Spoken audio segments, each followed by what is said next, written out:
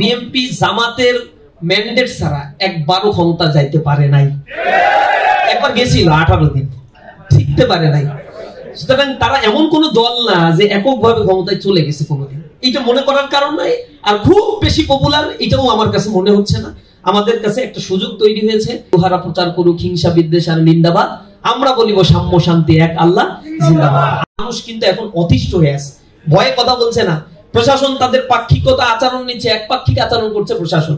প্রশাসনের দৃষ্টিভঙ্গি হচ্ছে 2 দিন পরে ক্ষমতা চেঞ্জ হয়ে গেলে এরা ক্ষমতায় আসবে আর তখন আমার আর চাকরি থাকবে না। ওই ভয়ে তারা এখন তাদের ব্যাপারে স্টেপ নিচ্ছে না। কিন্তু আমরা বারবার প্রশাসনকে বলছি যে আগের দিন নাই। জুলাইয়ের আগের বাংলাদেশ, 90 এর রাজনীতি আর 2025 এর রাজনীতি, 2024 পরবর্তী রাজনীতি আর এক হবে না। সুতরাং টিকে থাকতে হলে তোমাকে মানুষের মতো আচরণ করতে হবে। তুমি আগের মতো ফ্যাসিবাদী আচরণ করবা। কোরআনের প্রোগ্রামগুলো হচ্ছে, আওয়ামী লীগও এত দ্রুত এত বড় স্টেপ গুলো নেয় নাই। তারা মাহফিলে বাধা দিচ্ছে, তারা এই যে আমাদের নোয়াখালী এরপরে ওই অঞ্চলগুলোতে মসজিদের ভিতরে আমাদের ভাইদেরকে রক্তাক্ত করছে।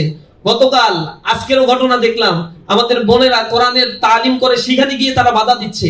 এরা এখন কোরআনের গণশত্রুতে পরিণত হয়েছে। এটা লজ্জাজনক বিষয়। যাদের সাথে এত দিন ধরে আমাদের পথ চলা ছিল, তারা আজকে স্বার্থের কারণে বিরোধিতা করা শুরু করেছে। এতদিন পাশে ছিল কারণ জামাতের ভোটগুলা নিতে খুব মজা লাগছে, এখন যখন তাদের হাতে ঘা লাগছে তখন জামাতের বিরোধিতা করতেছে। মনে রাখবেন, বিএনপি জামাতের ম্যান্ডেট ছাড়া একবারও ক্ষমতা যাইতে পারে নাই। একবার গেছিল 18 দিন, ঠিকতে পারে নাই। সুতরাং তারা এমন কোন দল না যে এককভাবে ক্ষমতায় চলে গেছে কোনোদিন, এটা মনে করার কারণ নাই। আর খুব বেশি পপুলার এটাও আমার কাছে মনে হচ্ছে না। আমাদের কাছে একটা সুযোগ তৈরি হয়েছে। আমার দৃঢ় বিশ্বাস এই ইয়াং জেনারেশন পারসেপশন এখন তাদের চেঞ্জ হয়ে গেছে। যত বেশি শিক্ষিত মানুষ, তারা এখন তাদের ওপেন আই দিয়ে তারা দেখতে পাচ্ছে যে আসলেই এই দেশের জন্য কারা কল্যাণ করেছে। চেতনার ট্যাবলেট খাওয়ানোর পরে মানুষকে আর মানে ঘুম পড়িয়ে রাখা যাবে না। এখন আর চেতনাকে অনেক বিক্রি করছে, আওয়ামী লীগ বিক্রি করছে, ওই একই চেতনার ব্যবসা আবার তারা শুরু করছে। তা আমরা, তারা যা বলুক না কেন, আমরা বলি উহারা প্রচার করুক হিংসা বিদ্বেষ আর নিন্দাবাদ, আমরা বলিব সাম্য শান্তি এক আল্লাহ জিন্দাবাদ। আমরা আমাদের এজেন্ডা গুলো নিয়ে মানুষের কাছে এখন মানুষের কাছে একটু পৌঁছাইতে হবে। আপনি যদি এই মানে ঢাকায় বসা আর এই 2-1টা মিটিং সিটিং করে ফেসবুকে পোস্ট আর কমেন্ট লেখা সুবহানাল্লাহ আলহামদুলিল্লাহ পরে মনে করেন যে কি হাই উঠছে, এমনি তো জিতে যাব, এরকম আত্মতুষ্টি কিন্তু আমাদের পরাজয়ের বড় একটা কারণ হয়ে যেতে পারে। আমাদেরকে কাজ করতে হবে। ঢাকায় বসে আমি একটু তালিকা করি যে আমার অধীনস্থ অন্তত 500 লোকের সাথে কন্ট্যাক্ট করব, পার্সোনাল সম্পর্কের কারণে তার কাছে আমি এই দাঁড়িপাল্লার মেসেজটা একটু পৌঁছানোর জন্য চেষ্টা করব। এটা আমার জন্য একটা কাজ হবে ঢাকায় যতদিন থাকি। এরপরে ময়দানে গেলে তো আমি কাজ করবই। আমাদের চরিত্রগুলো, ইসলামের বিধানগুলো যদি মানুষের কাছে বোঝানো যায়, এটা কোশ্চিনকালেও সম্ভব না একটা মানুষ ইসলামের বিধান জানার পরে ইসলামের বিধানের ব্যাপারে বিরোধিতা করতে পারে, এটা কোশ্চিনকালেও সম্ভব না।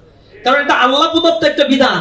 আল্লাহ মানুষকে সৃষ্টি করেছে, যে রব আমাকে সৃষ্টি করেছে, আমার জন্য কোন আইনটা সবচেয়ে বেশি সুইটেবল আল্লাহ রাব্বুল আলামিন এটা সবচেয়ে বেশি ভালো জানেন। সুতরাং যিনি সৃষ্টি করেছেন তার আইন এই সমাজে বাস্তবায়ন হলে একটা কল্যাণমুখী রাষ্ট্র প্রতিষ্ঠা হওয়া সম্ভব।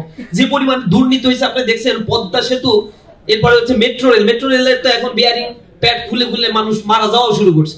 কয়দিন আগে বানাইলো, 1-1.5 বছর পার হতে পারলো না, ফ্যাসিবাদ পালাইলো, এই জিনিসগুলো আবার ভাঙা শুরু করছে। আল্লাহ ভালো জানে কোন দিন ভূমিকম্পে এই সব কিছু ভেঙে তছনছ হয়ে যায়। অথচ ভারতে এবং টোটাল এশিয়ার মধ্যে সবচেয়ে ব্যয়বহুল করে এই মেট্রো প্রজেক্টটা বাস্তবায়ন করা হয়েছে। একই রকম সিচুয়েশন, একই রকম এনভায়রনমেন্ট, একই রকম ইনস্ট্রুমেন্ট, এইগুলো দিয়ে ভারতে মেট্রো রেল প্রজেক্ট চালু করতে যে খরচ হয়েছে তার চাইতে 5 গুণ বেশি খরচ করে বাংলাদেশে মেট্রো রেল প্রজেক্ট বাস্তবায়ন করছে। এটা বুঝেন কি পরিমাণে দুর্নীতি যে করছে। পদ্মা সেতু করতে গিয়ে কয়েক দফা ডিভাইস বাজেট করতে হয়েছে। $240 বিলিয়ন সে পাচার করেছে এই বাংলাদেশ থেকে। দুর্নীতির আখড়াখানা তৈরি করছে।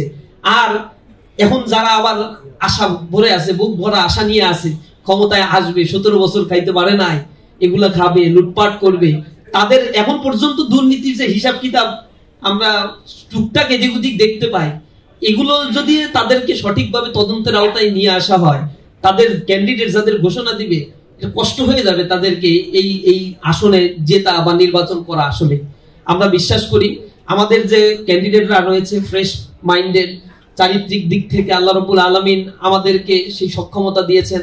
আল্লাহ রাব্বুল আলামিনের গোলামি করার সক্ষমতা আমাদেরকে দান করেছেন, আল্লাহ দ্বীনকে বোঝার তৌফিক দিয়েছেন।